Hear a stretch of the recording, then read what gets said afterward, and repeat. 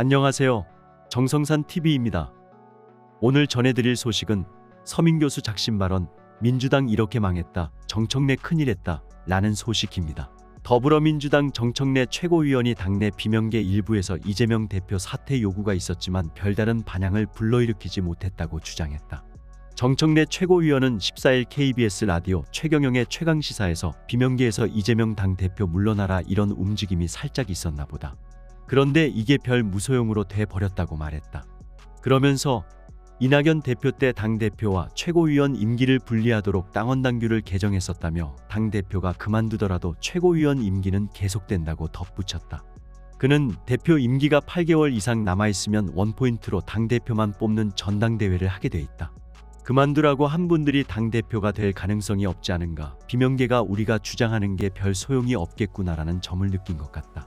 그래서 당대표 그만두라는 이야기는 사라졌다고 부연했다. 정청래 최고위원이 이 대표 거취는 초가을 정도에 판단할 시기가 올 것이라고 언급한 것에 대해서는 이 대표 사퇴하라 것에 반대한다는 뜻이다. 6개월 후면 민주당 내 문제가 다 수습이 될 거라는 신무원료의 차원이다. 그만큼 우리 최고위원회는 똘똘 뭉쳐있다고 강조했다. 어쩌나 민주당 김건희 때리기 도이치모터스도 헛방. 정권 교체 이후, 아니 지난 대선 때부터 더불어민주당의 선거 전략은 오직 김건희 여사 때리기였다.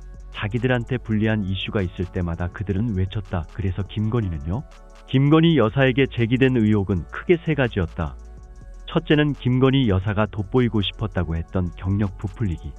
하지만 이력서에 서울대 경영전문석사를 석사학위로 기재한다든지 중학교 교생 실습을 근무한 것처럼 넣는다든지 하는 행위는 형사처벌 대상은 아니다. 좌파들은 이게 조국 딸 조민과 다른 게 뭐냐고 하지만 조민은 사문서를 위조해 대학 측에 제출함으로써 입시 업무를 방해했다는 점에서 김건희 여사와는 차원이 다르다. 지난 대선 때 이재명 대표가 성남자치참여연대 경력을 성남참여연대로 표기해 참여연대에서 일한 것처럼 부풀린 것이나 자신이 모든 과정을 주도해 유죄 판결까지 받았던 검사 사칭을 방송 PD에게 억울하게 엮인 것처럼 선거 공보물에 쓴 것도 선관위가 괜찮다고 했지 않은가.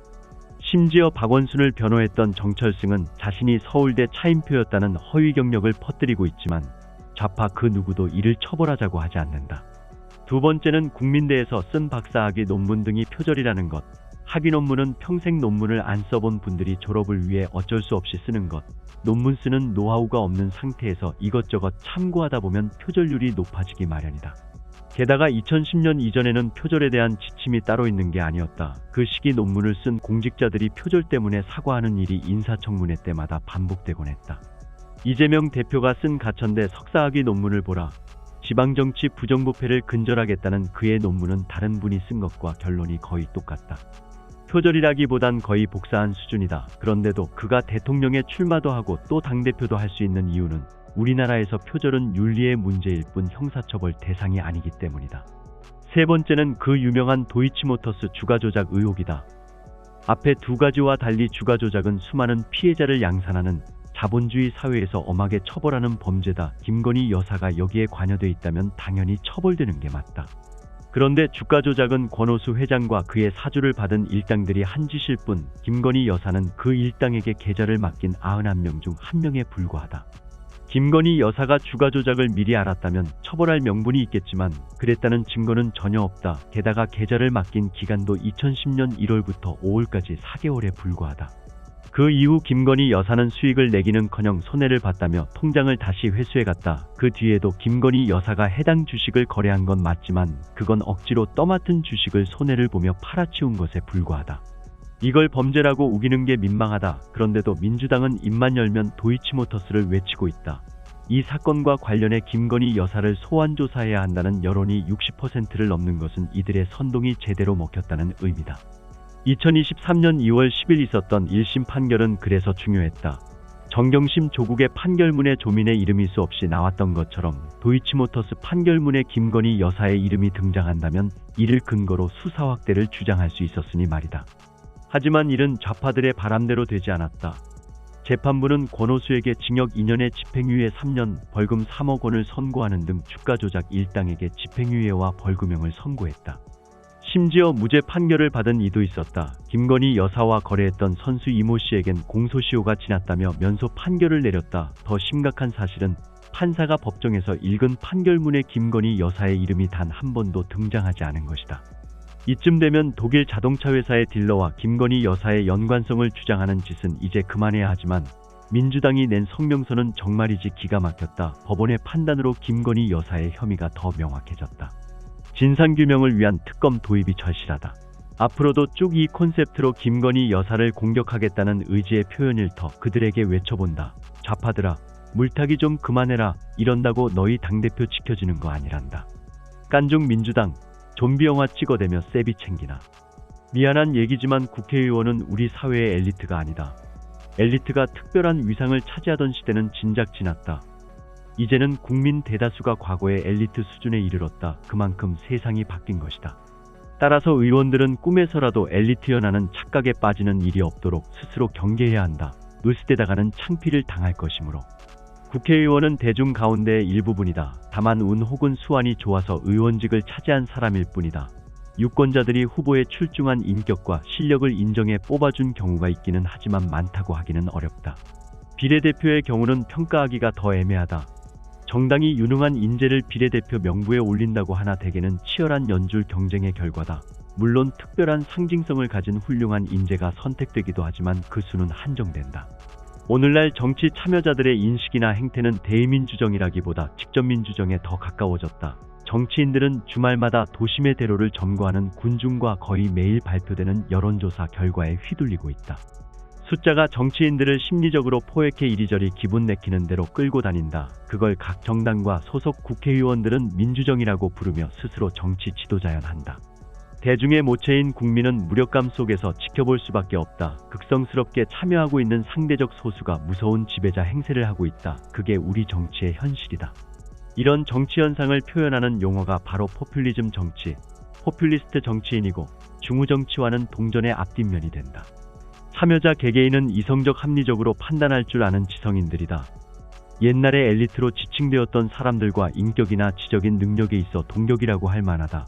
무리 속의 각 개인은 도의적 지적 속박감에서 해방되기 때문일 것이다. 정치적 팬덤을 형성하고 있는 사람들만이 군중인 것은 아니다. 정당도 의회도 민중의 집합소가 됐다. 의원들의 행태가 군중의 그것과 다르지 않다. 어떤 면에서는 더 선동적이고 더 충동적이다. 이들이 중앙당이나 국회에 모여서 벌이는 정치판을 중우정치가 아니라면 뭐라고 이름 붙일 수 있을까? 대단히 모욕적으로 들릴지 모르지만 때로는 좀비 영화를 보는 기분까지 느끼게 해주는 사람들이 대의민주정의 꽃이라 불리던 의원들이다.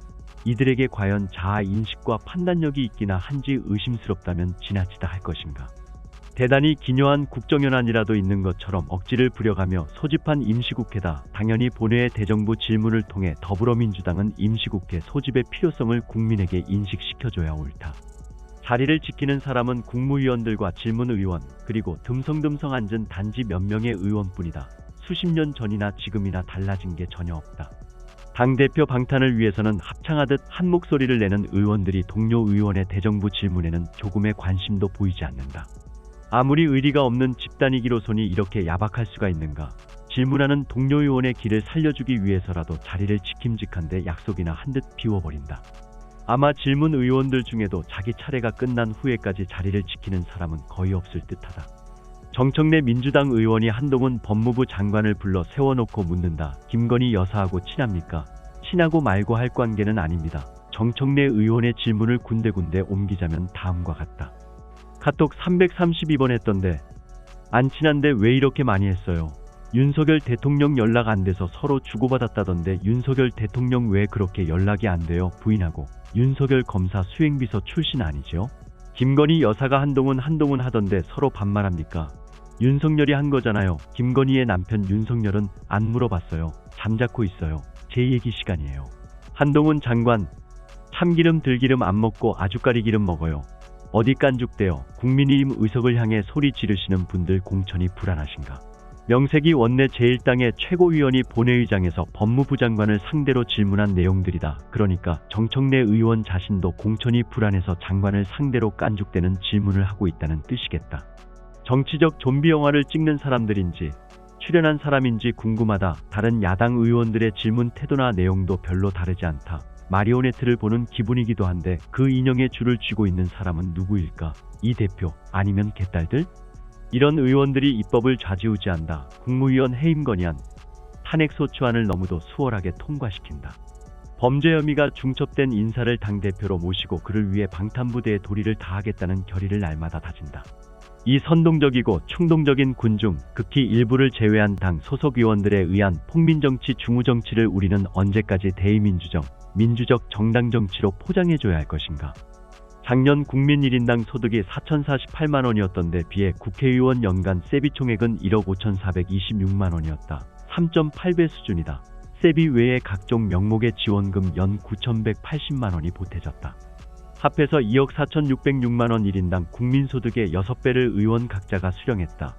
여기에 보좌진 보수와 지원금까지 더하면 의원 1인당 유지비용은 7억 4,960만 원에 이르렀다. 국민의 대의원에게 지급되는 보수가 아까울 리는 없다. 그러나 집단행동 이외에는 할 줄 아는 게 없는 사람들의 당대표와 조직에 대한 충성비용을 국민이 문다는 것은 이치에 맞지 않는다. 이 대표와 개딸로 상징되는 극렬 지지자들이 감당해야 하는 것 아닌가. 김건희 여사에 대한 호칭을 어떻게 합니까? 누나라고 부릅니까? 형수라고 부릅니까? 아니면 사모님이라 부르십니까? 김건희 씨라고 부릅니까? 이게 임시국회까지 열어서 법무장관에게 물어야 할 질문인지 모르겠다. 공격이 최선의 방어라고 했다. 막내 지르는 게 충성심을 과시하는 방법이라고 생각하는 인상이다. 잘못 본 건가? 정당 내, 의회 내의 중우정치에서 탈피할 길을 진지하게 모색할 때가 됐다. 정당 제도를 전면적으로 쇄신하지 않는 한 우중의 폭민정치는 멈추지 않을 것이다. 전라도는 제발 민주당 손절하고 정상적인 야당 창설해라. 지금까지 정성산TV에서 전해드렸습니다. 정성산TV 좋아요, 구독, 알림은 큰 힘이 되겠습니다. 다음 시간에 뵙겠습니다. 가열차게 멸공.